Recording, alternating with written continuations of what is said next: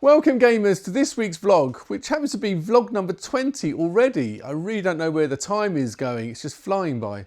It's been another pretty busy week for me, family-wise, as it's my daughter's 5th birthday, so we've had a few day trips out.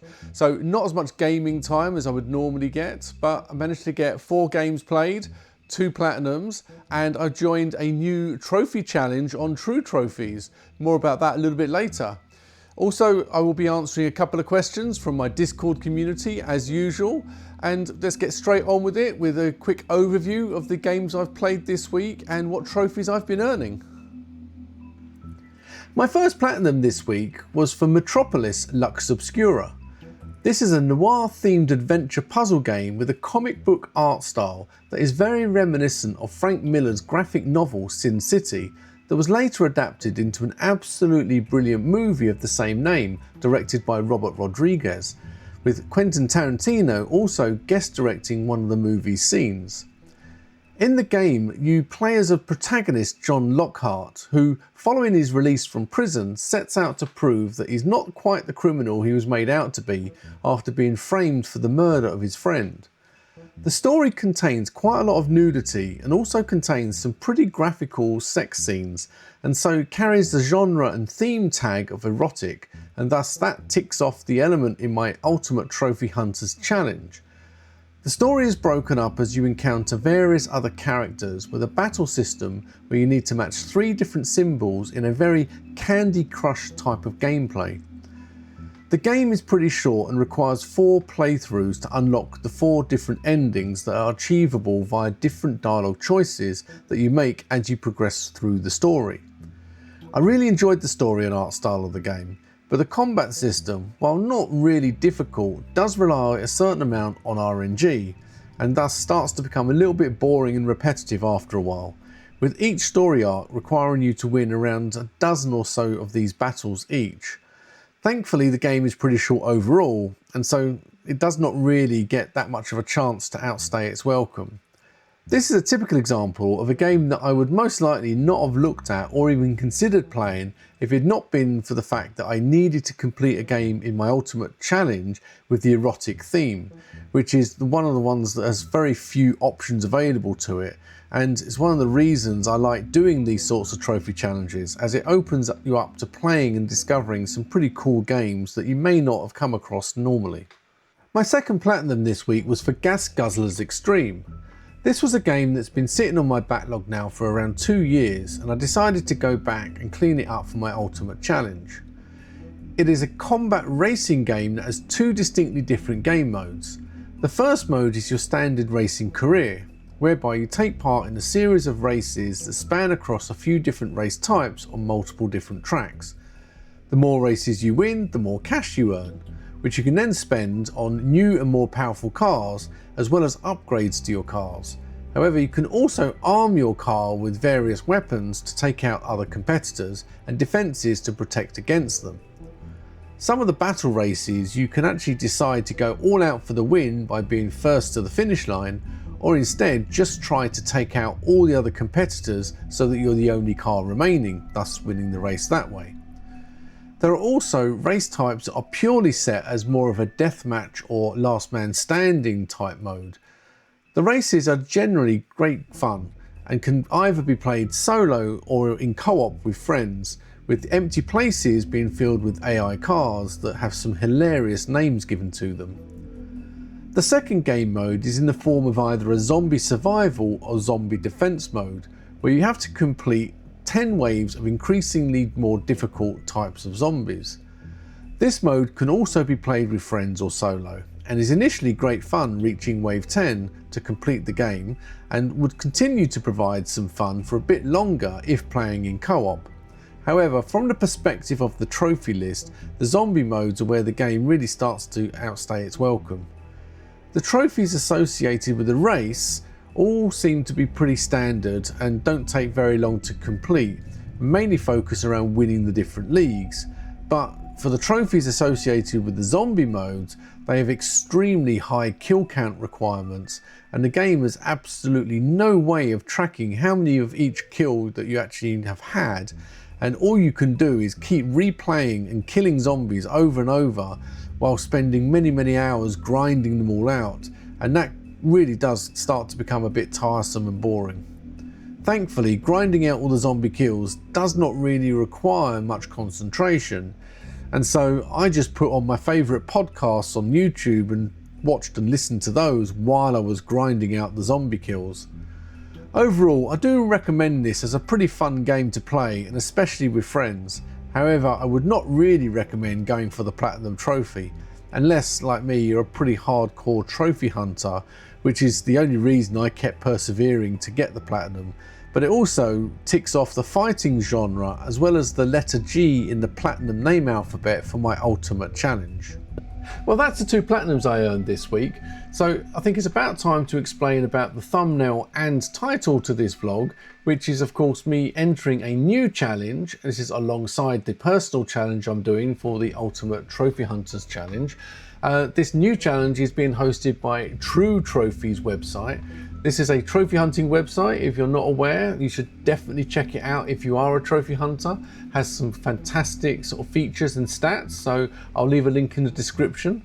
But let's have a look at the actual challenge that I've entered. So the challenge is called the Great TrueTrophies Score Challenge, and this is the 6th iteration of the challenge and the first time I've actually entered. So how it works, there are 2 separate but concurrent contests, an individual and a team contest. The teams will consist of 4 gamers and the contest lasts for 15 periods, with each period being 1 week long, running from a Wednesday to Wednesday.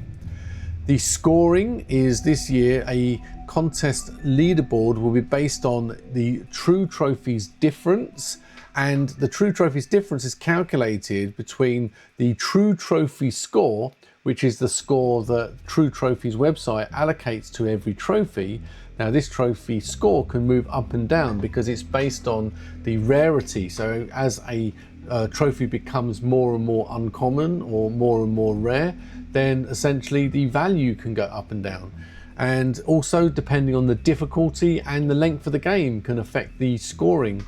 And then you take off the trophy XP value, which is the value that the PSN gives it for the calculating your overall PSN trophy score. And essentially going for the harder trophies is probably going to be more rewarding, and some of the more rare trophies more rewarding because of the higher score difference. You also have to keep yourself above the elimination line at the end of each period. So each week, a certain amount of teams and individuals will be cut from the challenge. And this is based on round about 19% of the outstanding people taking part will be cut each week. And at week 15, you should be left with just the finalists. So it's important to make sure you pace out the games you're doing to essentially make sure you're continually earning every week to keep your own score above the elimination line, because your scores are set to 0 each week. So each period is a new scoring week. There are also bonuses that you can earn. So for the first week, there is a bonus for the individual game, and that is for earning 10 trophies in a Lego game. And there's also a team bonus called the Food Pyramid, and this is working together as a team to earn 40 total trophies with games that have something like farm, fishing, or cook or cooking in the game name or the trophy title. So the challenge has only been going on a few days, but I thought it'd be fun to take a look at the individual leaderboard and see, out of the 300 plus people that have entered, how many of my community members have made it into the top 100 at the very beginning, and give them a shout out. So looking down the list, I can see straight away Kuo is in 4th place. Then we've got Vidbacker in 6th place. Coming down a bit further, I can spot Diffident Duck in 23rd place. Coming down there, don't recognize anyone from here from my community. And then there I am. I'm in 58th place. Coming down a bit further, we have Atababy It's a Boy in 77th place. And then we've got the Dr. Zach in 85th place. And that's it for now. So we're very well represented in the top 100 from my community. And now looking at the teams, We have 2 teams from the community taking part.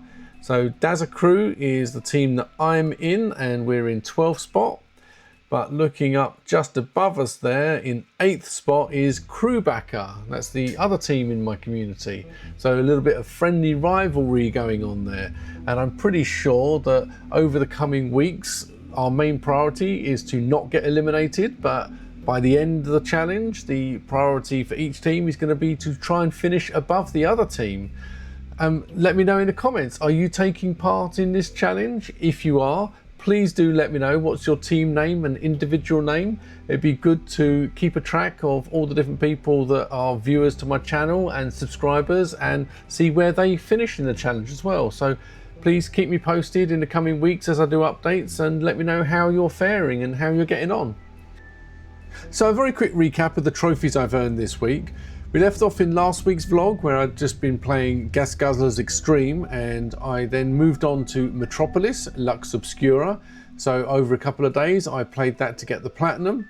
Then I went back onto Guzzlers Extreme and grinded out the final trophies for the different zombie kill counts and got the platinum on that. Then for the TrueTrophies challenge, there was a bonus challenge for completing 10 trophies in a game with Lego in the title. So I went on to Lego Pirates of the Caribbean, which is on my backlog anyway, and I've knocked out 10 trophies on that to complete that mini challenge. And also had a co-op session on Dead Nation with Vidbacker, where we're going through to try and get the co-op done on Grim difficulty. And that's it for this week for trophies, leaving me with 308 platinums, and my completion percentage now up to 83.88%. It's now time for some community questions, with the first question this week coming from The Dog Playing, and that is, do I have a favourite gaming soundtrack? So the short answer to this is no, I don't. I don't really have a favourite gaming soundtrack. If this question was about movies, then it'd be a much simpler answer in terms of lots of movie soundtracks from Hans Zimmer and John Williams, with things like Interstellar being fantastic. But my favourite movie soundtrack of all time would be The Lost Boys, which is also my favourite film of all time. And if you've not seen the film or listened to the soundtrack, I highly recommend you do. But getting back to the gaming, it's more a case of I'm a big lover of retro games, so I love the retro game sounds. So rather than soundtracks and music, I love that sound of a retro game. And where this comes from is the nostalgia of growing up as a kid in the late 70s and early 80s, where you'd have a trip to the seaside. And when you had a trip to the seaside, you always tried to make sure that you could have a trip to the arcades. So this is the gaming arcades that used to exist back then. They're completely different from what you get now. But you'd walk into a gaming arcade and you'd just be hit with this wall of sound like this.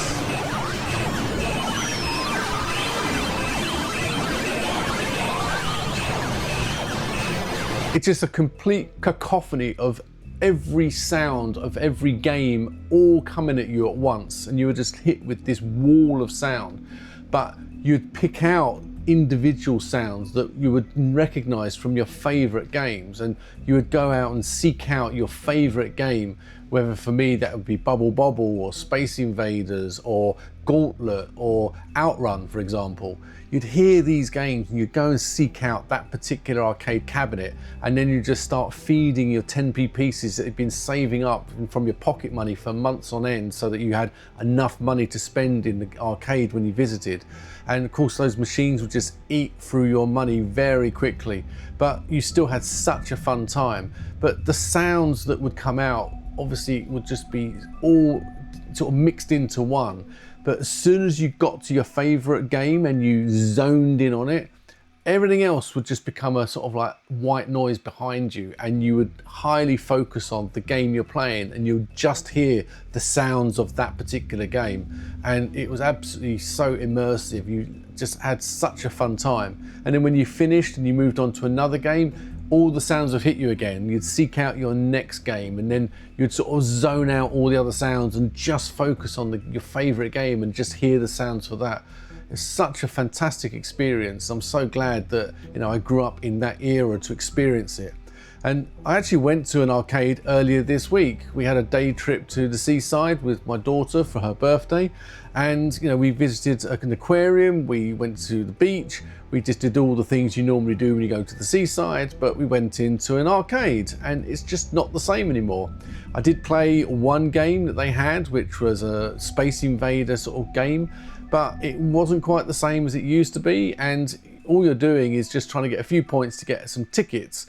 And then essentially all the other machines in there, they're all more gambling machines, like claw machines, or put your coins in to try and get the coins to fall off, or any variation of game where you're just trying to win tickets rather than actually play video games. And to me, it just doesn't have that same sort of appeal that those 80s arcades full of gaming sort of arcade cabinets had. So I hope that answers your question. This week's second question comes from Diffident Duck, and that is there a game you've played and hated that is really popular with everyone else? If so, what and why? So I think the short answer to this is going to be another no. And the reason for that is I think hate is too strong a word. I don't think there's any games I really hated. I think to answer the question, I'll have to really say that, is there any games that I just found a bit meh, or maybe a bit boring, or just not quite as sort of exciting as I'd hoped them to be? Because I don't think there's any games that I absolutely hated as such. So when it comes to games that I just didn't quite sort of enjoy as much as I maybe expected to from how they were hyped up by maybe other people or from reviews, first being Kentucky Route Zero. This is a game that I heard a lot of good things about. Maybe when I played it, I was not quite in the sort of like right frame of mind to play it, but I just didn't quite get on with it. The sort of traversal of it and the lack of how the map worked, and I just didn't really sort of have much fun playing it. I persevered because it was a short game just to get the platinum, so that I didn't have it sort of outstanding on my backlog, so I gave it a good chance. But I just didn't really enjoy the experience of playing it, to be honest. The other one was the game I spoke about in last week's vlog, and that was Coffee Talk. Again, maybe it was off the back of having had a bad experience on another sort of visual novel point and click style game, and I wasn't quite in the right frame of mind to start playing it. But I hear so many good reports of it and people saying how good it is, but I just didn't find it that enjoyable and found it a little bit boring. So that's the sort of answers that I will give to this sort of question. It's not that I hated either of those games, but just didn't really appeal to me as much as I maybe expected them to, based on what other people had recommended. Another sort of genre of games is the Guitar Hero games. I played these on the PS2 and they were all the rave back in the day. I never really got on with them, so because I couldn't really sort of get on with them, I just didn't enjoy them. Again, I didn't hate them, and I think they're a fantastic game if that's the sort of thing you like. But for me personally, whenever I played them, I just couldn't do it. Just didn't have the technique or the rhythm that frustrated me very quickly, so I just didn't enjoy them. So again, I wouldn't say I hated them, but just not sort of games that in the past that I've really got on with. And then the next one is just a sort of like an outlier, and that's a game sort of franchise that I wouldn't say I hate because I've never played it. But it's a game that I've seen a lot about, or a franchise I've seen a lot about, and I hear everyone raving about how good it is, but I have literally no interest in playing it based on what I've seen. And I have seen a lot. I've seen a lot of gameplay, a lot of the story from YouTube videos. I've tried to give it a chance to see how it would look. I've seen reviews, but it just doesn't seem like my sort of game. I don't know why, I can't put my finger on it. It just doesn't appeal to me, and that is the Persona games. And that probably shocks a lot of you, because I'm sure there's many of you out there that are going to be screaming at me that the Persona games are absolutely fantastic and I really should play them, and maybe I should just give them a chance. But I have so many hundreds of games on my backlog that I'm excited to play. It's going to take a lot for me to really play a game that I'm really not sort of expecting that I'm going to like it, and I don't really want to play before I start playing the games that I do want to play. So yeah, for me, I wouldn't say I hate it because I've never played it, but it's certainly a game that I just don't particularly want to play, and that's a game that I hear everyone talking about that is a must play, and I just can't see myself being convinced to give them a go, if I'm honest. So I hope that answers your question, kind of, because it's not I can't answer it exactly because I don't hate any games, to be honest. So that's it for another week's vlog, and I hope you enjoyed it. As always, I want to take this opportunity to say a very big thank you to these gaming legends you can currently see on screen who are my Patreon supporters. If you're interested in joining my Discord community, then please see the link in the description for my Patreon. Also, like and subscribe is greatly appreciated and really helps me to grow the channel. As well as, please do leave a comment, as I love reading all of them and I respond to every single one. So let me know what games you're playing and platinums you're earning. Also, what games have been recommended to you that you didn't enjoy, and perhaps let me know what soundtracks from games I'm missing out on that I should give the game a go to experience what they sound like. With all that being said, please enjoy your games, take care, and look after yourselves.